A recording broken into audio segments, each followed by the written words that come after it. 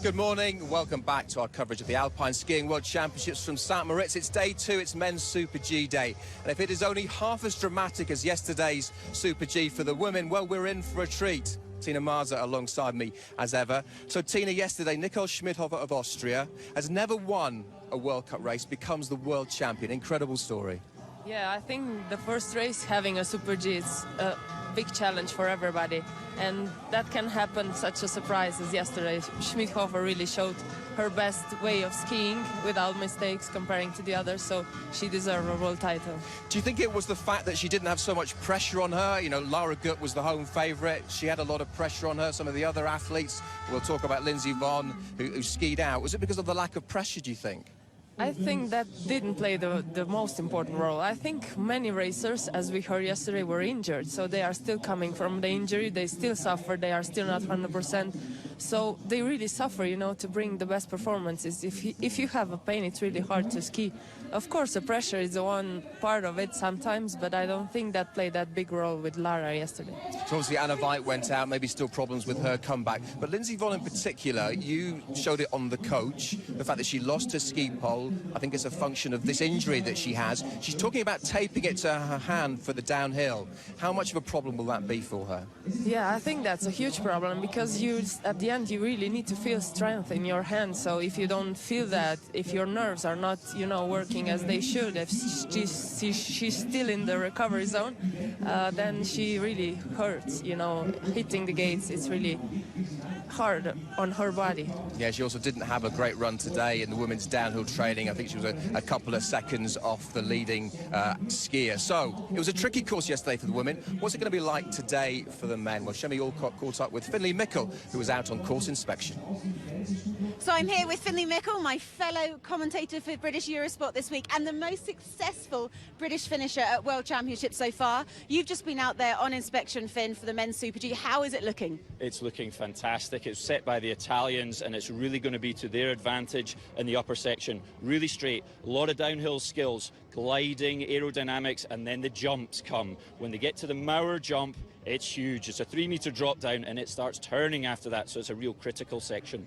And Finn, if you were to pinpoint one section on this course where the world champion skills are going to have to get into play today, where would it be? Yeah, the Mauer jump, the change of tactics coming over that rise, going from downhill modes into Super G, if not GS turns, is the big challenge, to bend those long skis and carry the speed over the rolls and then lower down, allowing the speed to roll out onto the flats.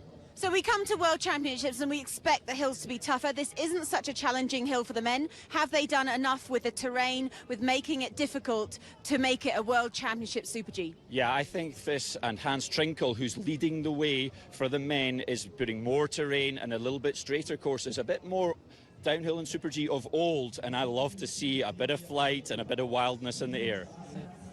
Yeah, so that's Finlay's view. Tina, you were out on the course as well. How did you see it? Yeah, it's really wavy. It's a lot of terrain to work. You have a lot of jumps, but some turns as well, so it will be really challenging them to challenge that.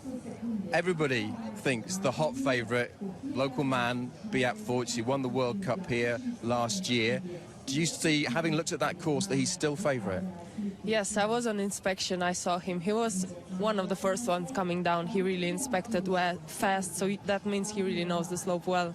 And he knows how to approach it to compare to the others. They were really struggling to, you know, to cover all the meters of that terrain and to, not struggling, but they needed more time. Of course, the Swiss have trained here. We've got Patrick Kuhn, we've got Carlo Janka as well. But also we have to look out for the Norwegians. Yetil Jansworth leads the World Cup standing. He's the Olympic champion, but never won a world title. Yeah, I think that's a huge challenge for him to win here in St. Moritz.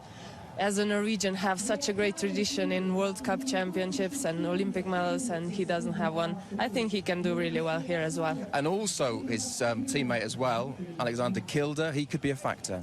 Yes, he was skiing really well on the finals last year here, so a podium for him, I think. So it was really, they have such a strong team. They are preparing every race by race, perfect way, warming up, inspection. They have a huge team, so really good work. So we have an Italian course setter. So obviously he wants to set it for the Italians. Dominic Paris has been in good form this year. He won the Kitzbühel downhill. Do you see him being a real factor? Yes, the coach of Italian team, he really knows how to set the course for them. They are really downhillers and they prefer a fast slow, but this slope is really challenging from those waves, those jumps, those compressions, and how to cover that with that speed, that will be really a challenge for them. Now we have to talk about the Austrians as well. They won yesterday with the Schmiederhofer. In terms of Hannes Reichelt, defending champion, Matthias Meyer, they surely must be in the mix. Of course, they are the men's. The concurrence is so high, everyone can win, you know. Of course, some have advantage, but they are really tight, so everyone can play the part. It's going to be an incredibly exciting race. We're going to head up to the commentary box now. Nick Fellows is standing by, and after he picked Nicole Schmidhofer yesterday, we really need to listen to what Nick has got to say. Thanks, Jonathan. And up here in the commentary box, we're very excited and ready for the first medal decision of the men's races. Again, it is a Super G competition. And the hot favourite for me is Beat Feuz of Switzerland. He won the double here at the World Cup finals in March. He's been the fastest man in training. He's possibly raced on this hill more times than any other skier. His confidence is high. Now, he's one of the favourites, so the odds will not be great. But here's a tip. Back him today for the Super G and for the downhill on Saturday, and then the odds look as good as Schmidhofer, the winner of the women's race yesterday. B-E-A-T, beat. Beat is the pronunciation, but everybody's saying here on the slopes, can anybody Beat Feuz, the Swiss #1, here in today's Super G? Yeah, that's a great view from Nick, but there's a call, isn't it, Tina? The fact that maybe he could do the double, win the Super G and win the Danube. He's got to win the Super G first of all, but that would be quite some achievement if he could manage that. Yes, I think so too, and I think he feels that pressure as well. You know, he's really a favorite, and everybody's talking about him, so it will be really to see how he reacts on that. And you know him. Do you think he'll react well to that pressure? I think he can react well, yeah. He's a great athlete. We shall see. We're going to take a break now. When we come back, all the build-up to the Super G. Watch out for Peter Phil, the Italian as well. It's an Italian course designer after all. We'll see you shortly. You are the Eurosport ski team live in St. Moritz. It's the countdown to the first medal decision of the 5 on the men's side of competition at the 2017 World Alpine Ski Racing Championships. Finlay Mickle, former British #1, is in the box. Finlay, you've been up on the course early this morning. Is it as difficult as they say? Yeah, the snow is in perfect shape. The set by the Italian really is straight at the top and straight at the bottom, but there are 8 blind rises. So the athletes really need to know where they're going and how they're going to approach that. After the Mauer jump, it's really turny, so they have to change their approach in these sections and then carry the speed out after into the flats in the bottom.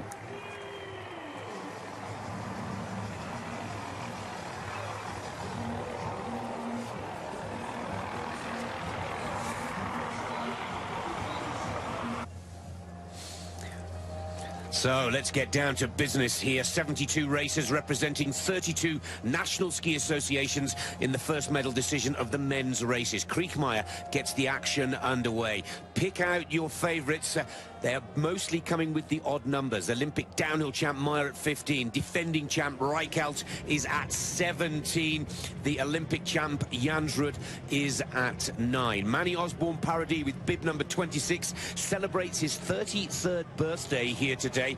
And can the Canadian give himself the perfect present? Maybe he's one to watch in the downhill. But as we saw in the women's race 24 hours ago, anything can happen when it's World Championship competition. It's likened to the Olympic Games. Today, it's just one run. Man, mountain, and the clock. There are no points up for grabs. There is no prize money either. It is all about World Championship gold and nothing more, but nothing greater.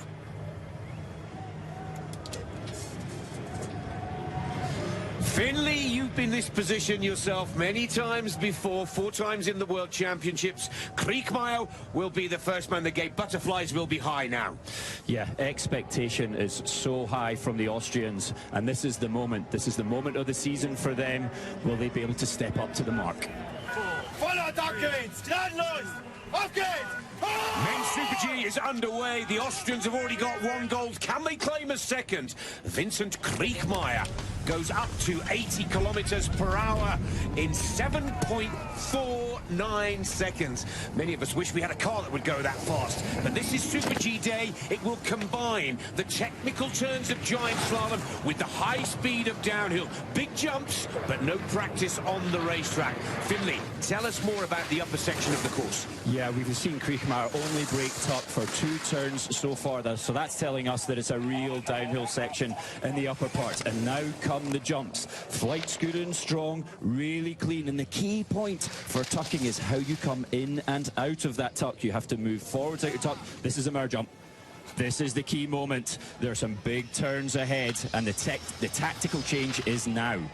So many blind gates, so little room for error. The inspection this morning, most of the athletes took every minute of the allotted 1.5 hours of time. And look at Kriegmeier here, diving down the mountain, searching for speed at every possible moment.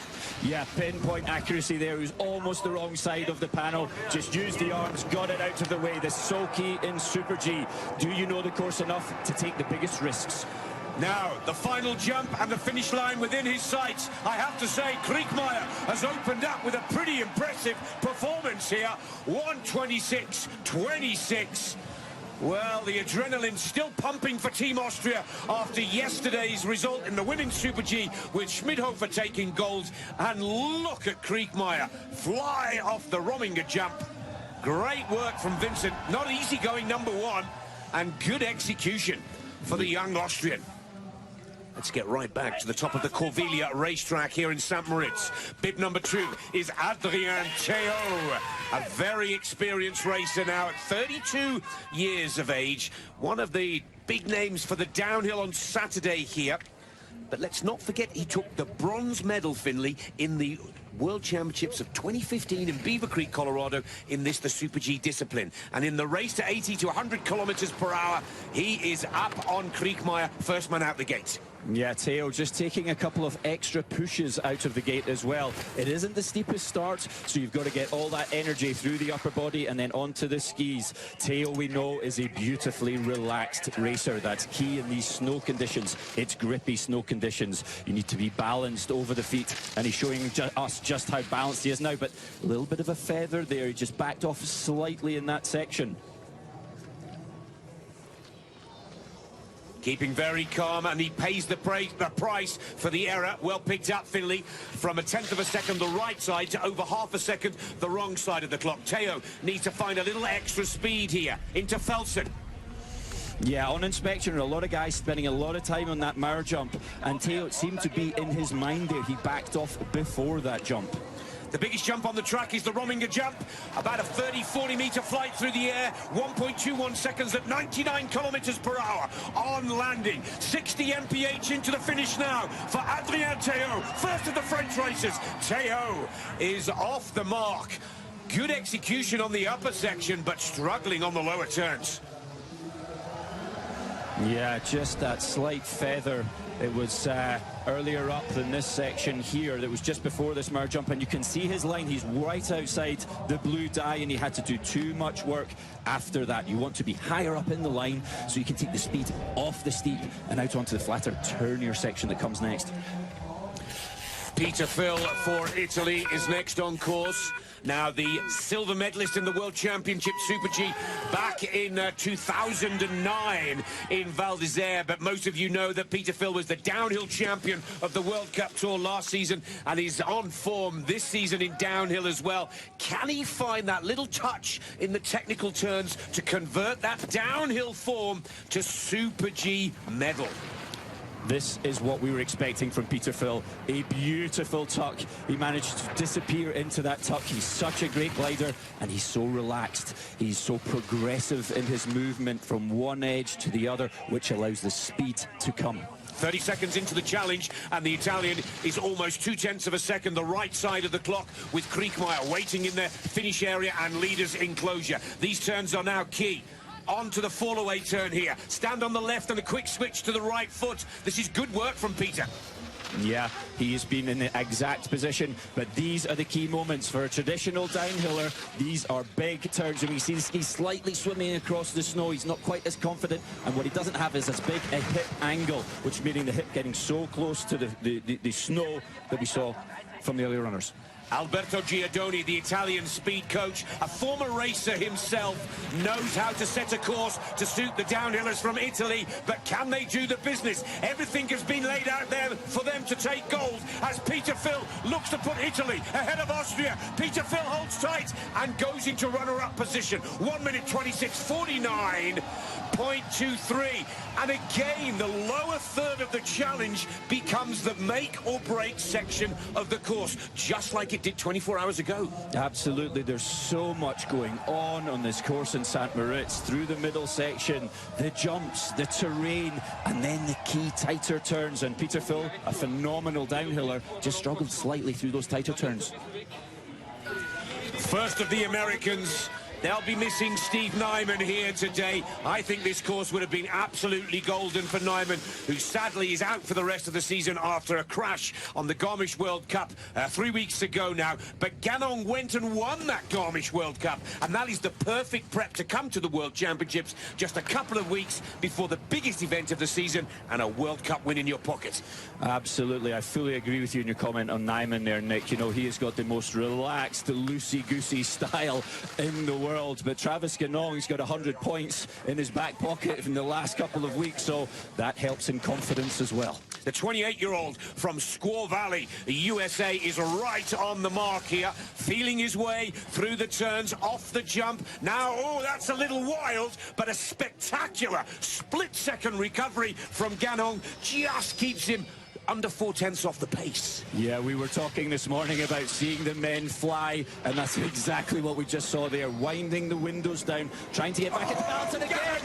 Oh, that was as close as it gets. Almost down and into the netting. Another spectacular jump and recovery to go with it for Travis Ganong. Now off the Rominger, coming towards the end of the challenge.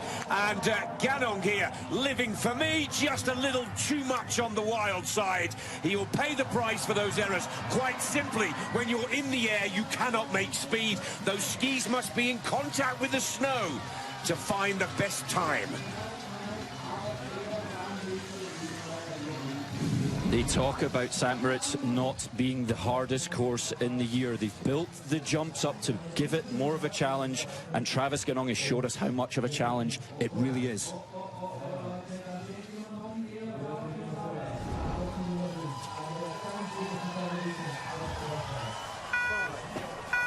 Listen to the roar from the crowd here in St. Moritz. This is their big race favourite. Odds on with the bookies. Can Beat Feuz deliver like he delivered at the World Cup finals here last March? He took the double. He is slow at the start, and there's the first big surprise. He's quarter of a second down. Have the technicians got the wax wrong, or is Beat Feuz got a different tactical play here, and he's leaving his charge and challenge to the lower section? Now he's got it down to a 10th off the pace, but there is no question the hot favourite from Switzerland has got work to do. Now the light is green, and Feuz starts to make his challenge. This is perfect line lower down. It seemed to me out to the start gate, Feuz did not push as many times as the other guys, but he's showing us how balanced he is on the skis, how confident he is, and this is the perfect line.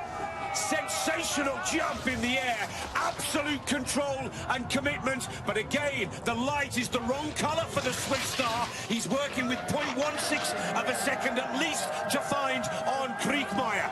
Finding that tuck position again, the confidence is still there. Here's the split, now 0.13. We need to see a strong, powerful finish from Feuz. He's missed the line slightly in some of the gates. He's not right on the money. He's not on the gates. It's too close to call. Feuz now with a huge roar from the crowd. Looks to take the lead. Beat Feuz. He's missed it. Oh! Kriechmeier cannot believe it. Austria have tumbled the first of the big names yet again. Beat Feuz was just a split second off Finley with his timing on some of those key turns. Yeah, he got some of the turns perfect, but he had mistakes. He was already down out of the gate. He didn't seem to explode out of the gate like we expected, and then a few small line errors lower down cost him. And that message will be automatically relayed to the top of the track.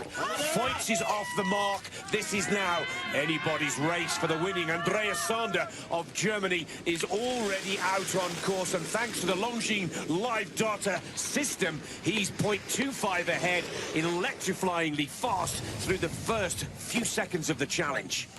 Yeah, we saw Sander push past the first gate. I think that's going to be commonplace now, and skating all the way. That's what's giving him the green light in the top section. Really nice tuck, elbows slightly wide, but we know he's a great technical skier, so not used to being in the tuck for as long as this course gives you at the top. Well, so far, so good for Sander. He's turning the World Cup form book upside down here. This young lad, never been better than fifth, yet to win a major in his career to date, yet to even claim a podium in his career to date. But here's Andreas Sander, a little bit like Schmidhofer yesterday, Finley. Everything to shoot for, nothing to lose, no pressure. Just let the skis do all the talking. Yeah, and the skis need to do the talking through these larger turns because they need to be bent. They need to get the work done to be able to. They're not designed to go around such tight corners, so you have to work on such perfect technique. He's in touch still.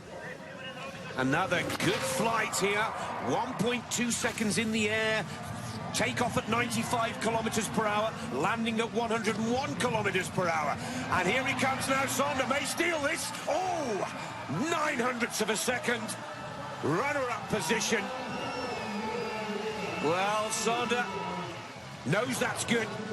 We were impressed with Kriekmeyer's opening run, but it's starting to look better and better.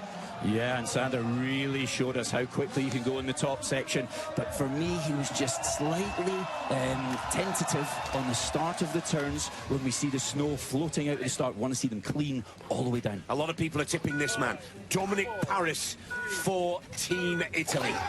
Now, Dominic Paris, some sensational form on the 4 Super G races leading up to these championships. 3rd, 8th, 3rd and 6th. And look at the speed. The fastest man up to 80 kilometers per hour. And the first split time, green light.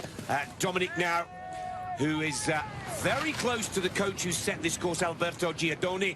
And I think that a little whisper in the ear from Alberto will give Dominic Paris just that little extra confidence here today. Yeah, he's showing us the downhill skills of this top section. That's why he's the 0.21 up. He's just staying in his tuck, staying relaxed, staying loose over the snow. He doesn't have to be hard on his edges yet, but that needs to change, and that needs to change soon after the mare jump. Oh, the line was incorrect.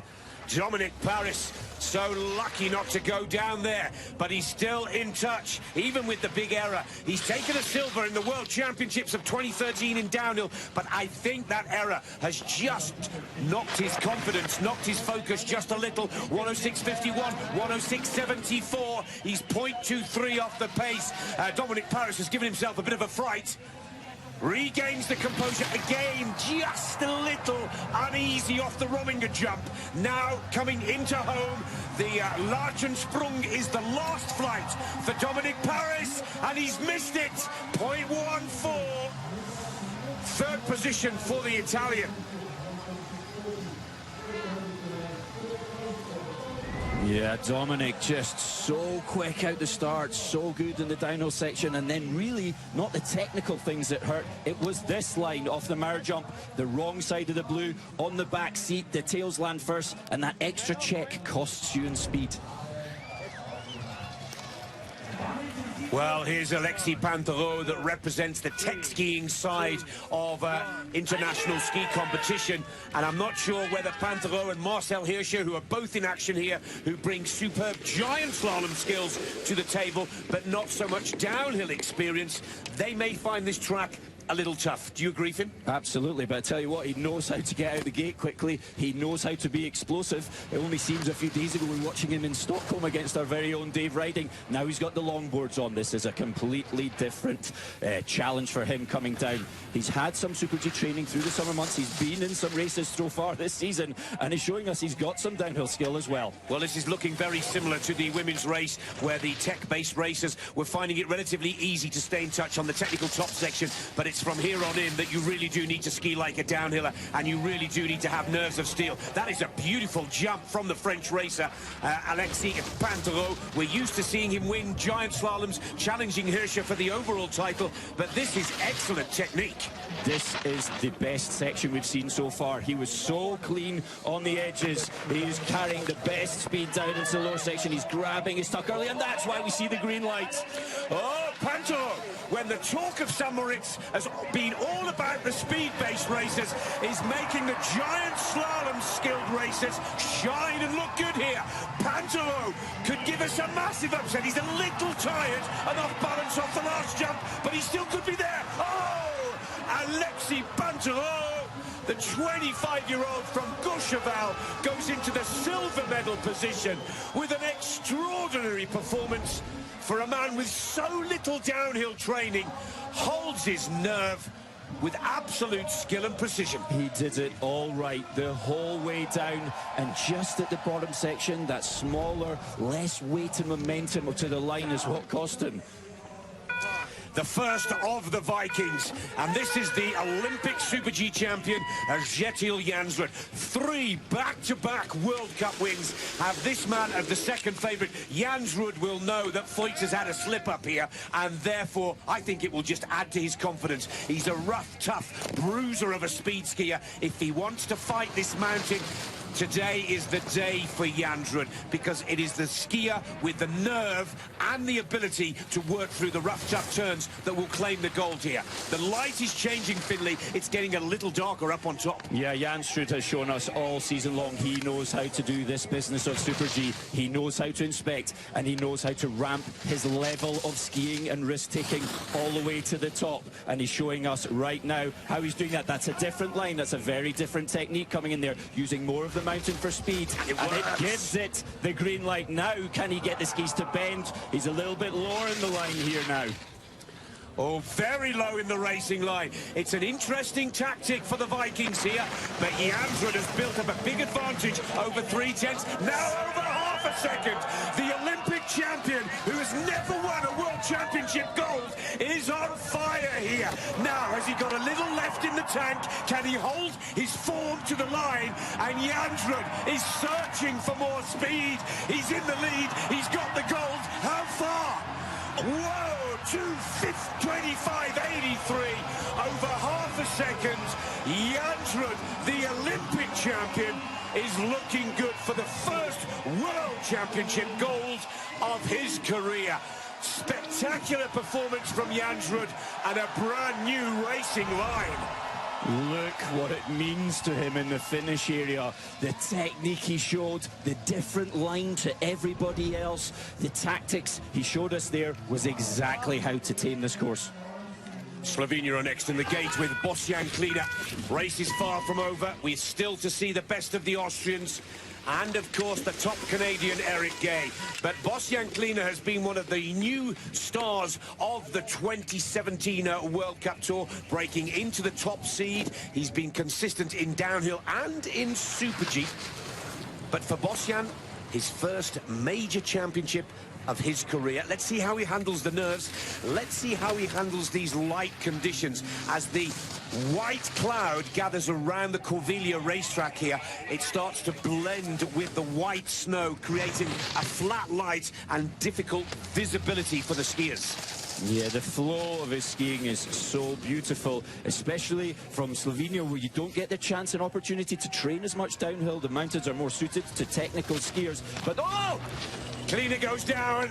He manages to save himself from the net in the nick of time. But the race is over. A DNF for Bosjan Klina of Slovenia. Big disappointment. Here's the replay. Yeah, coming into this rise, and he just picked the wrong line. He's outside the blue gate. It's this course, it's all these blind rises, it's knowing exactly where you are on the mountain, and he just seemed to make that mistake. He found himself outside the line and unable to avoid that gate, but great that he was able to not be in the nets and hold it all together. Different camera view here. He was going for that outside gate, thinking it was the inside gate. That's what it was. Yeah, a line error. You called it earlier, Finley. Inspection is so important. Jansworth tops the table here in the men's Super G in St. Moritz, but the best of Austria and North America are still to ski.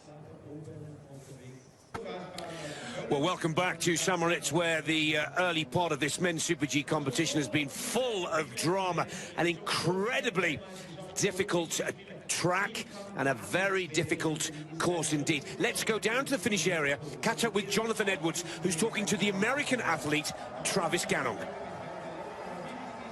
Travis, visually it's a very exciting course to watch. What's it like to ski? I'd say the same. It's super exciting. Like the jumps are kicking bigger than the downhill training run from yesterday. So, I mean, the set's really, really fast and it's pretty flat light. And the jumps are kicking bigger than even in the downhill. So it's a kind of a wild ride and lots of blind turns, landing in front of gates, and yeah, it's tough. So. Well, tough is the word. Wild ride, one hell of a ride, I'd go as far to say. But Finley, the weather conditions concern me just a little. They are forecasting a little light snow, but it's the flat light. Tell the viewers more about this wording that we use, flat light, and how it makes it more difficult for the ski racer. So flat light is when the snow colour of white connects with the clouds. And here in St. Moritz, we're completely above the tree line. So we're unable to get any texture. It's why we see all that blue dye at the side, which gives you a feeling of speed. And because we have so many blind rises like we've just heard about, and so many jumps, not being able to spot your landing, not knowing exactly where you're going is the biggest challenge.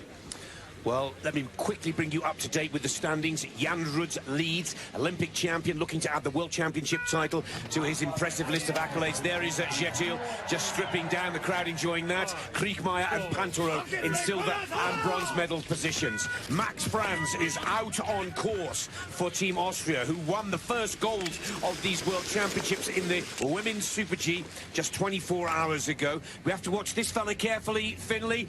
10, 7 and 5. Getting better, quicker and faster with his World Cup results in the build-up to these championships. And there is no man in this race that's willing to take as big a risk as Max Franz. And what we're going to see into the middle section, where you really have the options of taking bigger risks, is how big. And he's showing us already by smashing through the panels. He's all the way up to maximum risk. He's a very exciting skier to watch. Max Franz, now 27 years of age. He's a little like Lindsey Vonn. It's all or bust. Look at that for a jump off the Mauer. A really very aggressive flight. We heard from Travis Ganong that they're kicking higher than the downhill training, but Max Franz is being just sucked a little low in the line. Yeah, the risk was right, but then he didn't get the skis to bite quick enough. And Max Franz rolling down the windows, is in all kinds of trouble, gives himself a real scare, and the light goes from green to red. The Austrian loses his gold medal chances within a split second. That is the balance of risk-taking. Risk-taking is exciting, and it's a way to win a race or a way to end up in the nets. Oh, again, twisted and in trouble. Max Franz a little tired towards the end of the challenge. 1:26.75. Well, this lad never fails to entertain. Every time he's on the mountain, you have your heart in your mouth. But just a little too wild here, Finley. Just great downhill skiing, and that's why you put the time in the gym. That's why you train up in the mountain, to hold those legs up. Look at that right ski tip catching the air at the speed of 60. So he needs to get that tip forwards, tighten the core as tight as it'll go, and see if he can hack the landing. Thankfully he did. If he was at the Freestyle World Championships, he may have got a medal for that manoeuvre. But let's go back to number 12, Dustin Cook. Now, many of you remember the Canadian racer taking the silver in the Super G at the 2015 World Alpine Ski Race Championships in Beaver Creek, Colorado. Tough for Dustin just after claiming that career high. He picked up an injury, missed all of the 2016 season. It's been all about comeback in 2017. What a story it would be if you could get in the medals here today, Finley. Yeah, the comeback has really been about this day today. Oh, it's over. Oh, again. Everybody knows that this is a one-run, winner-takes-all competition. No points, it's just gold, silver or bronze. Dustin Cook risking, but risking too much. Yeah, he had the green light. He was putting more skates in than anyone out the top, which was giving him the fastest speed coming into this section. But he didn't adapt for the line. He ran late, the hill fell away from him, and then he had no choice but to go through the panel. Well, all smiles, Jansworth. He will watch the next racer. There's Beat Voits in the crowd, doing his best to avoid the disappointment. Robbie Trenkfelder there also, who looks after the Red Bull Special Athlete Programme. But all eyes to the back of the racetrack as the Norwegian fans prepare for a potential second medal here. This is Alexander Ormot Kilde, the Super G champion on the World Cup Tour from last season. The newcomer to the squad of Vikings. He's been mentored, he's been under the wing of Axel Lund Svindal, sadly not racing here. But again, Kilde, for me, Finley, this Viking is one of the strongest, one of the most powerful. Therefore, he knows he can take risks because he's got the get-out-of-jail-free card, and that is pure strength. Yeah, when Axel Lund Svindal says that he sometimes doesn't feel strong enough because of this man on our screen now, you know he has the power. You take a generation back, the likes of Yetil Jansworth and Lasse Schuss, these guys grew up on World Championship medals when they were watching the TV as young racers, and now they want to go out there and live that dream themselves. He's the fastest man to 80 kilometres per hour, and now at the second split time, 13 into the challenge, he's 700ths of a second. You can see his confidence. He's in a very low aerodynamic tuck position, and it only comes out of that tuck when the turn needs to be arced. Yeah, he skis with such power in the upper body. He really is a man mountain. He has all the strength in the world, and technically everything and line-wise right now, all looking good. Even nicer for him to have the green light next to his name. Beautiful execution on the top section. Watch the switch from left to right foot here. Pressure, edge, turn. And he's yet to put a ski wrong. Just 300ths of a second. This is now the make or break into the big Mauer jump. He kept the skis clean, but he let them run a little bit low, and he's gone the same as the others. That's a huge flight down into the flats. Over 50 metres of flight. The light goes red, but it could be Norway, gold and silver. Kilde off the Rominger jump. No problems at all. Only 1.5 seconds in the air. Now he'll draw on those power reserves to hold his form to the line. A little mistake after Larchenweg's sprung. It is Norway, 1 and 2. The Vikings are plundering the medals here in St. Moritz. Jansworth leads. Kilde goes into silver medal position with Kriegmeier, the early leader, into bronze. The Norwegians are on fire. And Kilde, just one mistake on the last jump. Yeah, and we talked about him being the strongest man in the Norwegian ski team, and didn't he need that strength for that performance down into silver at this moment? Great performance from Kilde. Norway 1 and 2. Here's Eric Guay of Canada. Perhaps one of the most experienced racers on the mountain here. He was 6th in both the downhill and the Super G in the World Championships here in St. Moritz, Finley, back in 2003, 14 years ago. And he's as hungry today as he was back then. He just so electrifying out of the gate. He skated twice after the first gate, and he's just been beautiful in his tuck. He's one of the perfect technical skiers in the World Cup circuit. Does he have the power in the legs for the tougher turns coming up? Well, Finley's holding his breath because this is where the Mickle money went this morning, and let's see if Eric Guay can use that experience. For me, a few small errors, but that experience means he does not hit the panic button. Very smooth, very clean, error-free from the Canadian here, who's holding his line and form beautifully. Look for the green. It's still there. Now, this is the big upset. The 35-year-old Canadian racer who won downhill gold in Garmisch back in 2011 could take Super G in 2017. This is remarkable from Eric Guay. Holds the line. Watch the clock. It's Canada. It's Canada. Can you believe that? Eric Guay has taken the gold medal position. A remarkable performance. Absolutely beautiful from top to bottom, clean and error-free, skillful skiing. Jansworth has to just bow and give respect to the experience of Eric Guay to put Canada into the gold medal position. Oh, he's taken it by 0.45 as well. That shows tactics over aggression.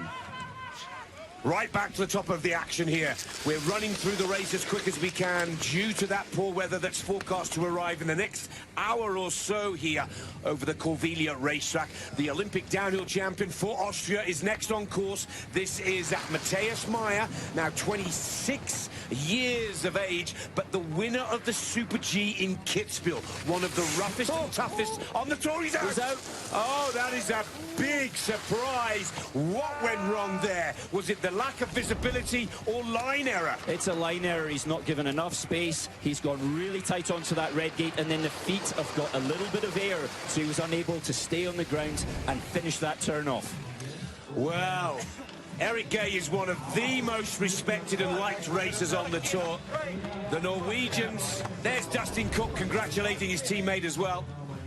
Is the replay of Eric's jump just perfect, out of the textbook? Technical perfection, hands behind the shins for aerodynamic efficiency. That's his coach, Martin Raufer. Swiss by nationality. That's ironic, isn't it? A Swiss coach working with the Canadians, taking a gold. But Martin, one of the best and experienced racers in the business. He deserves credit for sticking with Eric Guay. Robbie Trenkvalder from the Red Bull team congratulating Eric as well. Beautiful performance from the Canadian. That's going to take some beating, Finley, would you agree? Absolutely. What Eric did differently after the Mer jump was he put a little float on his skis that you thought might have been a mistake, but it was a tactical choice. It changed the way his line then ran for the next two, the biggest turns. And then after that, he absorbed the jump where we saw Kildare almost compress, and being on the ground on the snow gives you the acceleration. So he tactically skied a difference, and he had all the speed out into the finish area. Let's get back to the top of the racetrack. Number 16 for Team Germany is Josef Ferstel. Now, Ferstel has earned his spot with some impressive results on the World Cup Tour. He was 5th and 8th in 2 from 4 Super Gs prior to today's big competition of the season. An improving racer throughout the 2017 Tour. Let's see if he can peak just at the right time here now. Yeah, now our times are being compared to the leader, Eric Guay, and we know how fast he was out the gate. And that's why I was seeing Ferstel so far behind. He's just not able to get that power out the gate. The chest seems a little bit high here, a little bit of a tap off the jump, which is putting his hands out, and then not being able to roll from one edge to the other. We can hear that slight slide on the snow, and all these small mistakes are costly in time and speed. Well, it's quite amazing that it's potentially only Eric Guay's second World Championship medal of his career, but they're both gold. And as you called it earlier, Finley, that 0.45 of a second advantage could have put pay to every other racer's chances here today. The weather is getting worse, the light is getting a little tougher and trickier, but looking down the start list, probably the next man in the gate is the skier that Eric Guay will be watching closest of all. That's Hannes Reichelt. As for Josef Ferstel, just coming to the end of his performance here right now. He's still got the best to come, I'd say. Ferstel, 1:28.22 into 13th position. It is Canada, Norway and Norway in gold, silver and bronze medal positions. Eric Guay, Yetil Jansworth and Alexander Ormont Kildare hold on to the medals with 16 racers completing the track.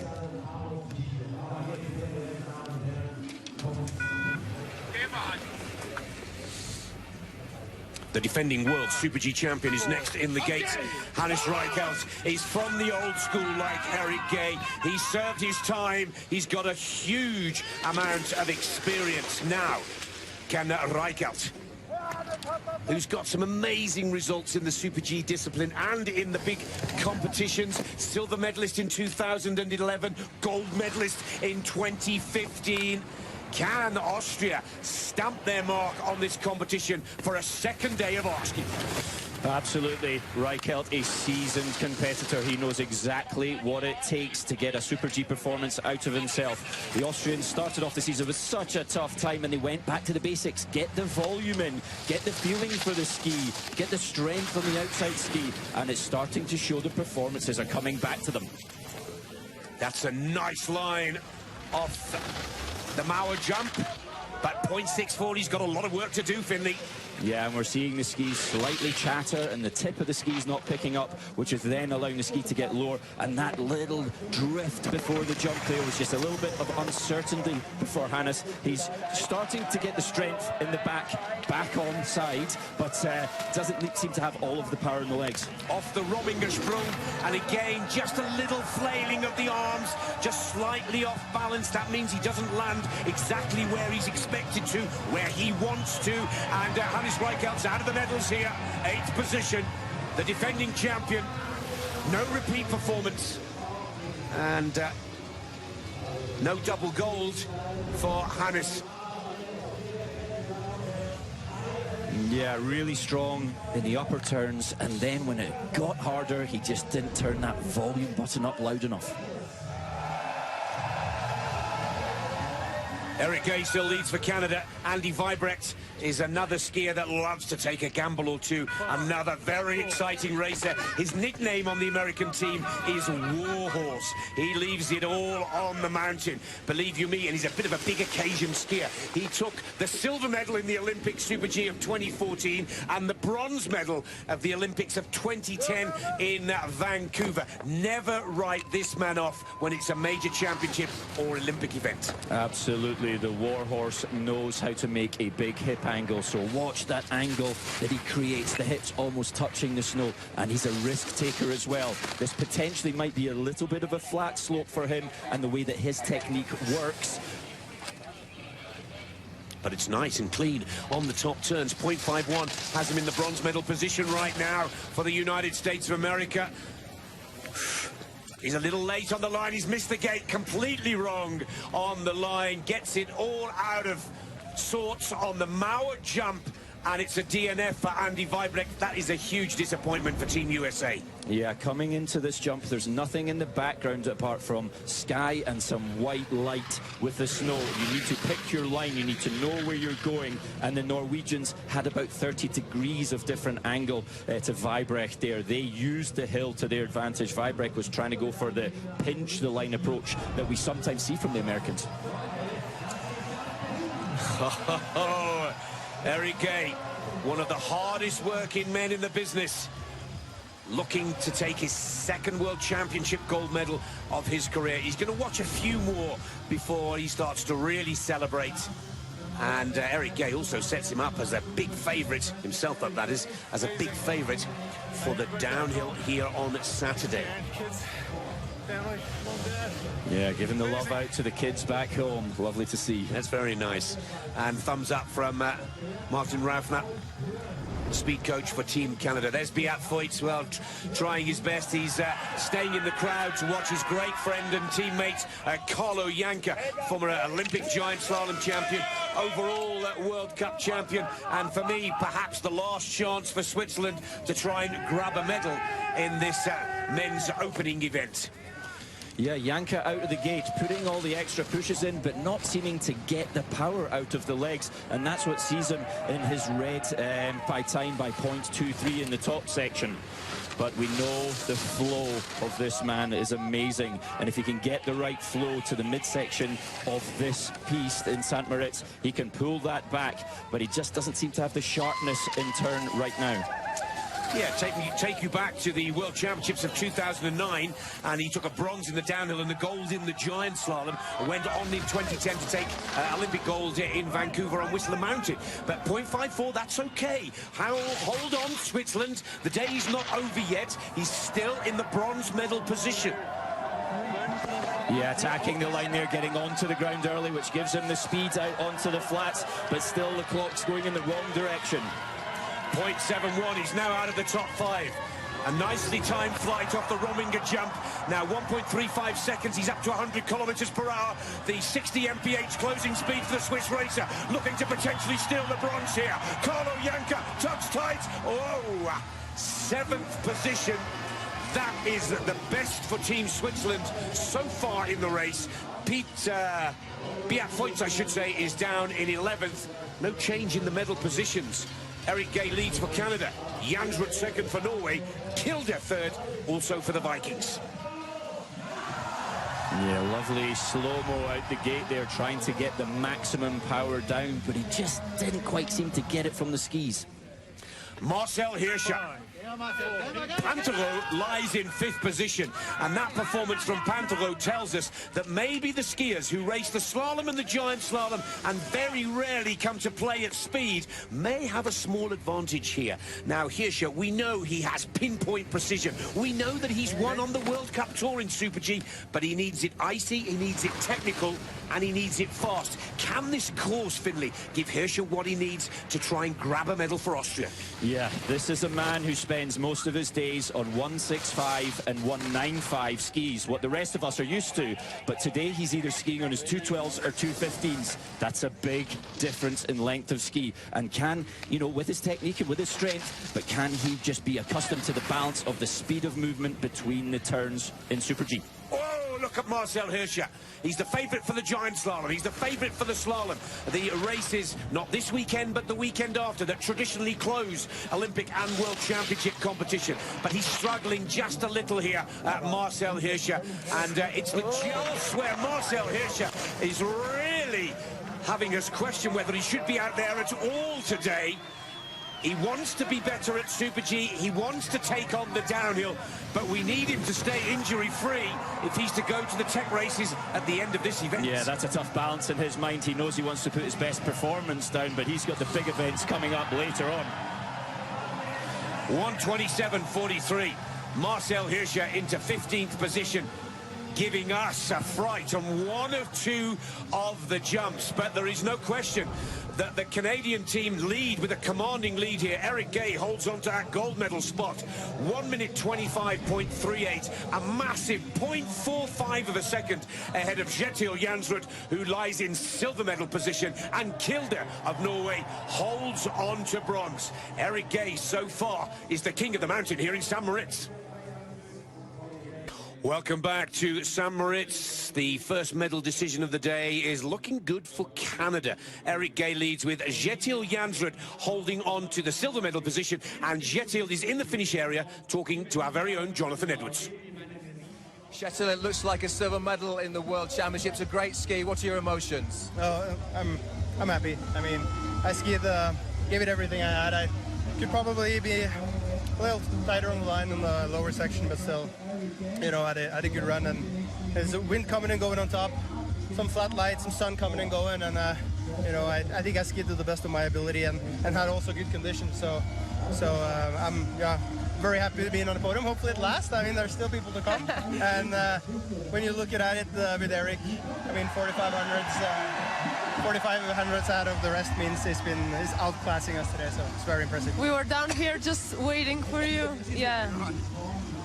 You feel a little sick, you said. How it influenced that on your racing? It's not optimal for the preparation going into the race, but for 1 minute and 30 skiing, I mean, you can mobilize, so that's fine. That wasn't a problem. It was more this morning with all the inspection, you know, you're hiking up, so. Yeah. But all in all, when you go out of the start gate, you have the race mode on anyway, so that was no problem. Thank you, Yetil. Have a good one.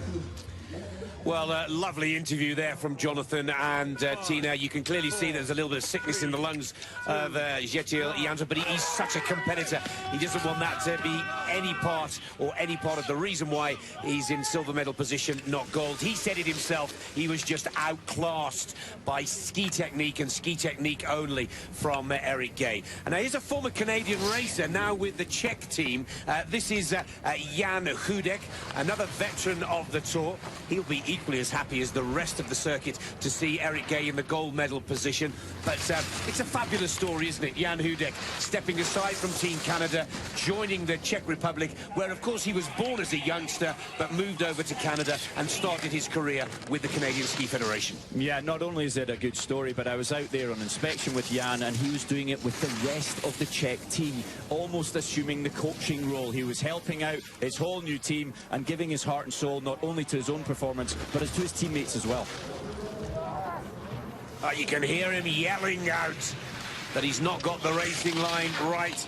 Finley, tell us how the course will hold up as well. It's not as cold as it was yesterday, and the track looks to be just getting a little slick in places, rough and bumpy in others. It's not going to be easy for the later numbers. No, it's not going to be easy for the later runners. The cloud's slightly coming down. If that cloud starts to release any water and moisture, it gets on the goggles. It makes this visibility question really, really hard. But they've got blue dye. They're putting more blue dye. They're going about it in exactly the right way, and it'll give the best chance possible for the later runners.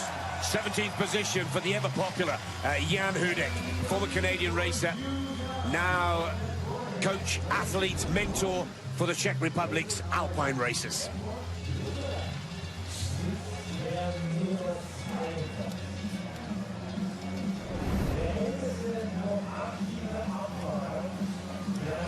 Is there still a chance for Switzerland as the hosts to this 2017 Alpine Ski Racing World Championships?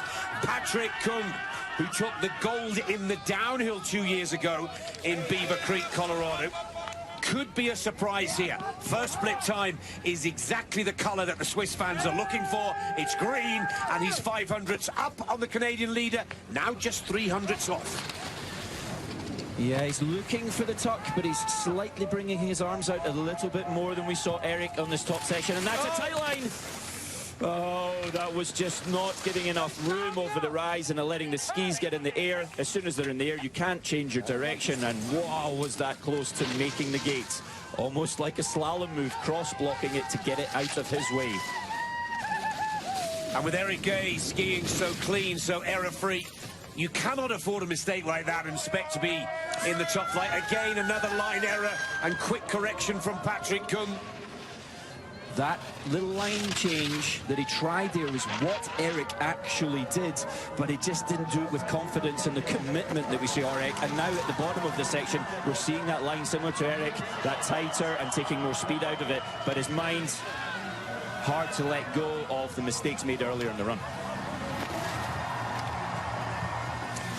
Well, what started as such an exciting day for Switzerland and their ski racing fans is starting to turn a little sour. 16th position for Patrick Kung, perhaps the Swiss racer feeling the pressure as the host nation to these World Championships. But their fastest skier, Carlo Janka, only 7th. The odds-on favourite before the start of competition, Beat Voits, down in 11th. That puts pay to my big double. But Finley Mikkel's pick of the day, Eric Guay, still comfortably in top position. Racer 23 is Matteo Cozzy for the Italian team. 26 years of age. Never better than 21st position on the World Cup Tour this season. But again, look at that, time to 80 kilometers per hour, the fastest out there, 0.14. But as he gets 14 seconds into the challenge, the light goes from green to red. Nice tucking turns, keeping the chest down. Aerodynamics was once told to me as the surface area you present to the wind, and it made the most sense. If you can get that chest down and out of the wind, you're not presenting any of it to the wind, and that's a good aerodynamic tuck, and we're seeing that here.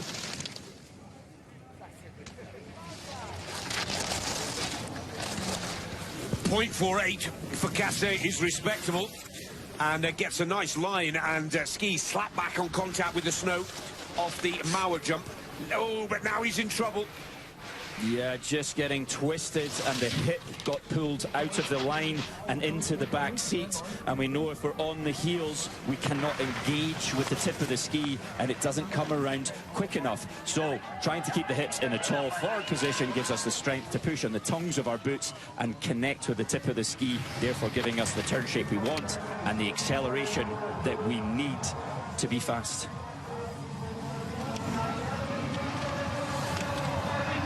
Cozzy holding the tuck all the way to the line, and 1:27.29, back in 15th place. Small little errors in the middle, that hip getting pulled out really cost him.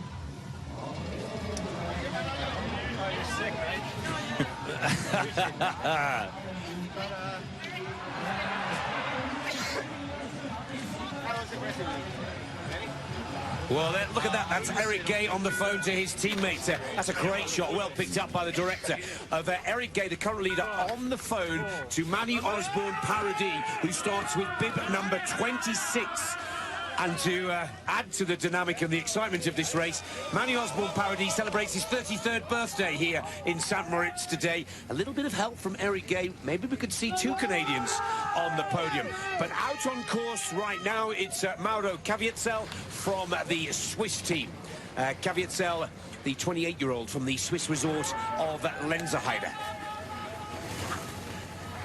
Yeah, Caviezel showing us what that wider line in at the start of the turn on the breakover gives you on the way out. It gives you good line, but maybe it wasn't enough risk for me. That's why he's losing that little bit more time to Eric on the comparisons to be 0.54 back now.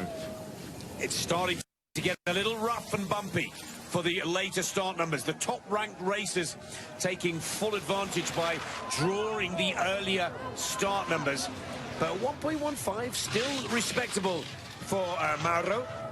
His younger brother Gino will represent Switzerland in the last weekend of these championships in the slalom. He was 17th in this race back in 2015, the last World Championships for alpine skiing in Beaver Creek, Colorado, USA. Yeah, nice flight at the bottom, but the sort of energy and the power of the run seems to have gone. Technically, skiing is strong, but through the harder sections, he really did struggle to create a clean ski. Caviezel, 1.92 off the pace, down to 16th spot. 1 minute 25.38, the fastest time so far, set by the Canadian Eric Guay, is starting to look better and better. Yeah. The noise that makes gives the confidence of a downhiller. DIN settings of up to 22 in those bindings. You know it's on when you stamp it down. Finley, let's watch this young lad carefully. Bryce Roger from the French team.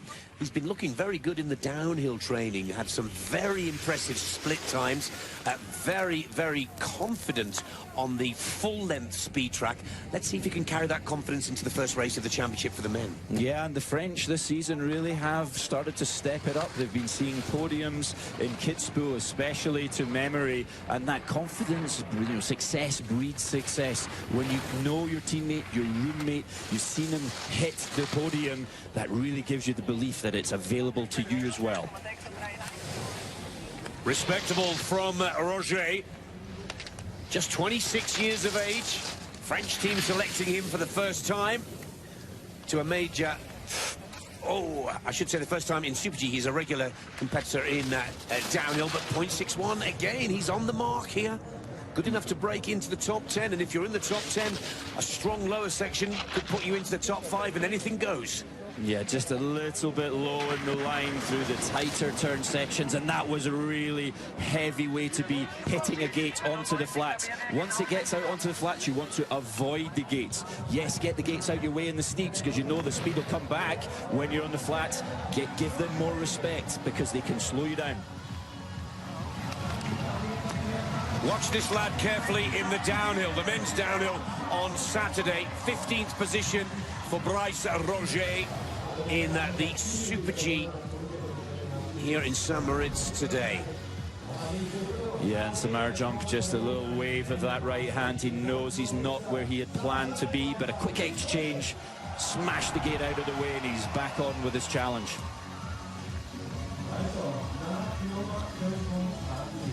Quick course repair after the French racer takes a few of the flags out and clatters the race line very hard indeed. Next man in the gate will be the Canadian racer, Manny Osborne Paradis. Yeah, we see these modern gates with brushes go in and out easily, and the good news about that is they come out when a racer collides into them too heavily or crashes into them. On the left of your screen, the French racer, Tayo, chatting to Eric Guay. This is our race referee, Marcus Waldner from the International Ski Federation. He's the gentleman that has the competition on hold right now. He will then communicate to the start referee, who will then resume the action. Okay, course clear for 26. I can hear it in my headphones here in the commentary box. Course clear, ready to go with racer 26, Manny Osborne Paradis for Team Canada. And Canada currently hold on to the gold medal position here with Eric Guay. Jansworth second for Norway. Kilde, also the team Norway, is in third position. Yeah, you need to be warm to be explosive out the skate. And we've seen from the fastest guys how much you have to explode out the skate. It's not the steepest. You need to generate the speed. Blaise Giesendonner is racer 28. Racer number 30 there is Clement Cozzy. Not too much of a valuable course report for Cozzy after Kline, top Super G skier for Team Slovenia this season, crashed out in the top part of the challenge. But Manny Osborne-Paradis, who's just waiting for a few course repairs, an experienced racer, celebrates his 33rd birthday here in St. Moritz today. Probably fancies his chances a little more in the downhill on Saturday, more than the Super G here today. But to be honest, Finley, Manny is one of those characters of the World Cup Tour that you can never say never to. He is a true character, and what I really love about Manny, he's a true downhiller and speed competitor. He has his boots looser than anyone on the circuit, so he can get the feeling. But when it starts getting bumpy and you start going to bend the skis for these GS sections, sometimes that can be to the detriment. But what we do know about him is he's one of the best gliders in the business. Now, we would have had a valuable course report from the current leader, Eric Guay, on where to nip the line, where to play safe and where to push. And that looks to be working right here, right now. This is an impressive top section from the birthday boy of Team Canada. This is the key split at 30 seconds in, and he's 1/100th. The right side of the clock here. Manny Osborne-Paradis is flying on the upper section. Showing us just how loosey-goosey he is and what benefit that those loose boots have on the top section. But this is the critical point. The line is good. He's back in the tuck early. Can he now set the edge strong here to get that ski to bend? That's slightly lower in the line than Eric was. Still 400s. Well, we were talking about two Norwegians on the podium. Could we see two Canadians on the podium here? Now, Osborne-Paradis needs to dig deep now and show power, show strength and commitment. 0.44 is still good enough for a silver medal. Yeah, this is the section that Manny loves, the flatter parts. He's just nicely back in his tuck, making some mistakes, but living on the edge. The Canadian team could take a second medal here. Manny Osborne-Paradis tucks for the line, and he's there! Bronze for Paradis! It is Canada ruling supreme on the Corvelia track. Gold for Eric Guay, and the birthday boy, Manny Osborne-Paradis, steals the bronze from Kilda. Canada 1 and 3, with the Olympic champion Jansworth separating the two North Americans. What a way to celebrate your 33rd birthday. Oh, what a race, what a performance from Manny, using the best of his abilities on the gliding at the top and the bottom, and managing to make those long skis bend through the tighter sections. Martin Rathner cannot believe it. Two of the most experienced and seasoned campaigners in the business raise their game on the most important race of the season so far. And Osborne-Paradis, brilliant in a much rougher and tougher racetrack than his teammate Eric Guay, who started with bib number 14 and holds on to gold. Jansworth holds on to silver. Osborne-Paradis is in bronze medal position, but maybe the Americans have something to say. On course for Team USA is Tommy Beesmeyer. Yeah, and we can see a slight change happening up on the mountain. We've got some parting of the clouds. We can see the snow conditions much clearer now. So that's good for these later runs, but not good. Beesmeyer in the silver medal position gets caught on the inside ski, crashes out, and on his backside grinds to a standstill. Oh, that's not what we want to see. Another injury for one of the American team. He puts his left arm down heavily and awkwardly, and good that those guys had the quick feet to get out of the way, especially with the crampons that he has on the bottom of his boots.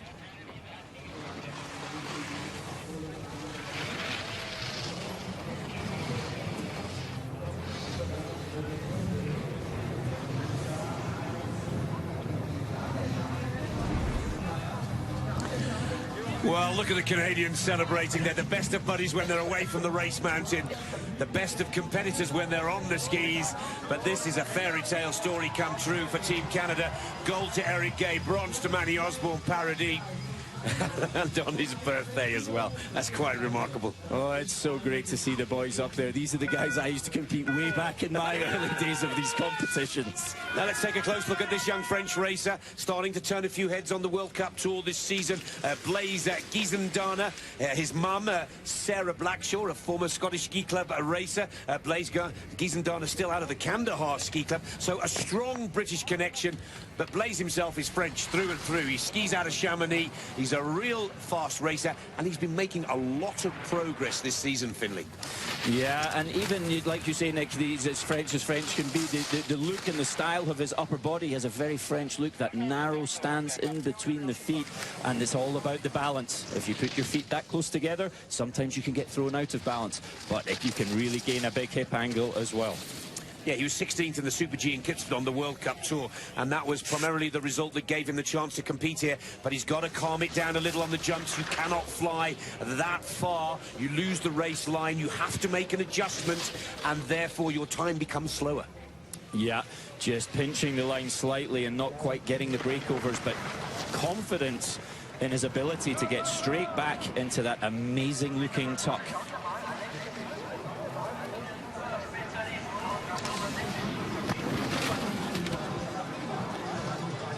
Just under a second of time in the air, thanks to the Longines live timing data system. And Giesendana, 14th position in his first World Championship competition. That's another good result for the 25-year-old out of Les Uches. Hey guys, I'm Erin, and you are watching Rare Countries 5.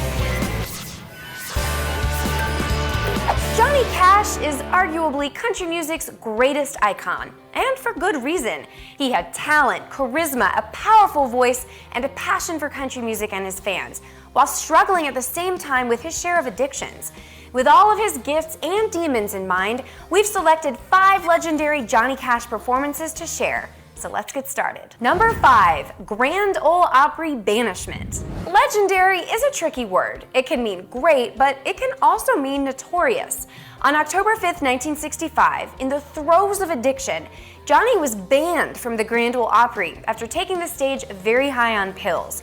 He smashed the Opry footlights with a mic stand, much to the audience's horror.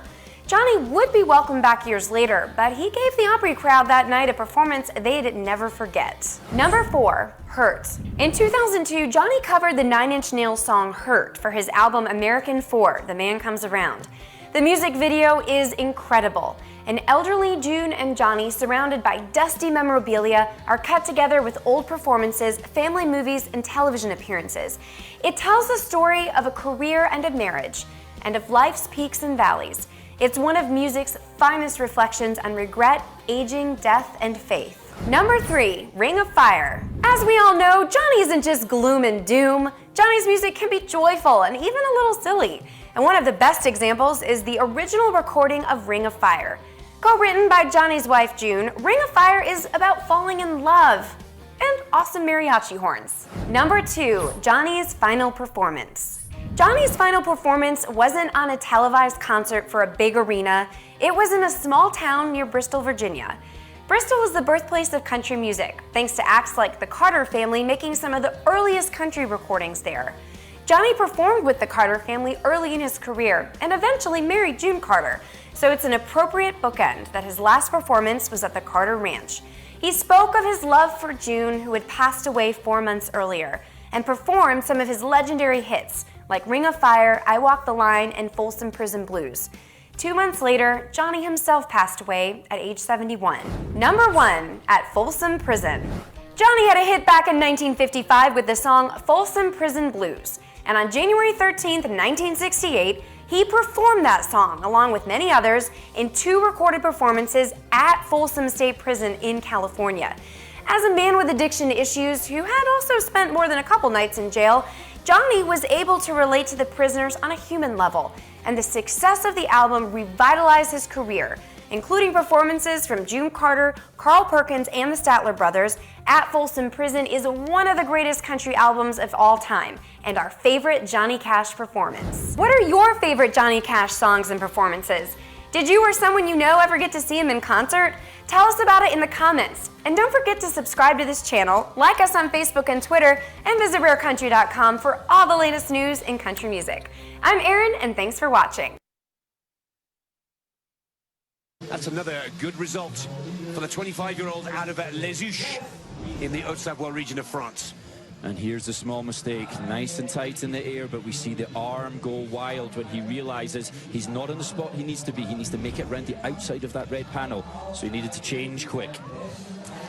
Well, could we see more late attacks on the medals here as the conditions, the sun is actually burning off a little bit of the cloud, and the light is quite possibly the best that it has been all day long. Finley, could this turn into one of those weather-related races where the lower-ranked skiers get the best of the conditions, particularly visibility? Well, this is potentially what can happen in an outdoor environment and a snowpack that always changes. That light and sunlight goes onto the piste, it changes the crystals in the snow and allows the skis to glide over it quickly. It also allows the athlete to see the snow better, but you can't see the snow better if you can't see over the blind rise and you're not 100% from your inspection knowing where you're going, and that was the mistake we saw there. Yeah, Thomas Dressen, the 25-year-old from Germany, a big line error. You don't get to practice on the course before competition like you do in downhill. You just have this side slip inspection, and if you have not learned, how many blind rollers did you say earlier? Eight blind rollers where you cannot see the next gate, but you're traveling at over 65 miles per hour. That is the name of the game on the Corviglia racetrack here. Yeah. And let's not forget, we'll ramp it up to 85 miles an hour come downhill day on Saturday. Eric Guay has taken gold in the Super G, Jansworth silver, Manny Osborne Paradis the bronze.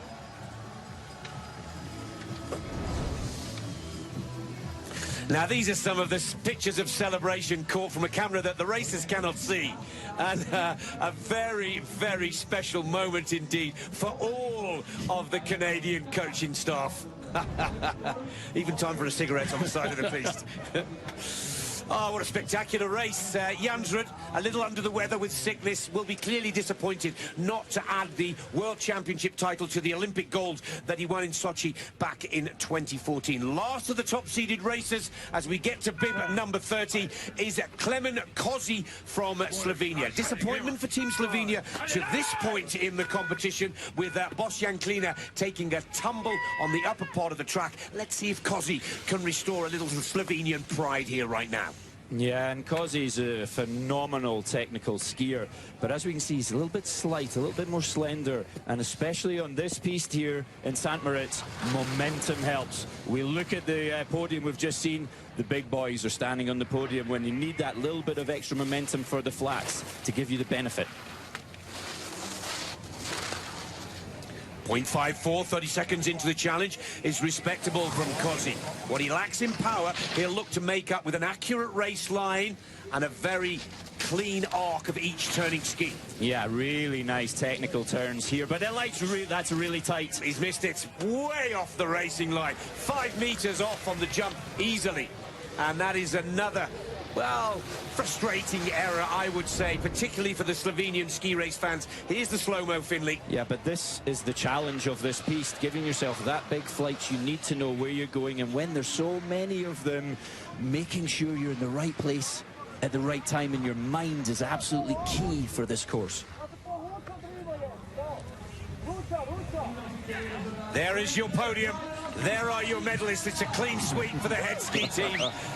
Johan Elias and his team will be delighted with the performance of the skis.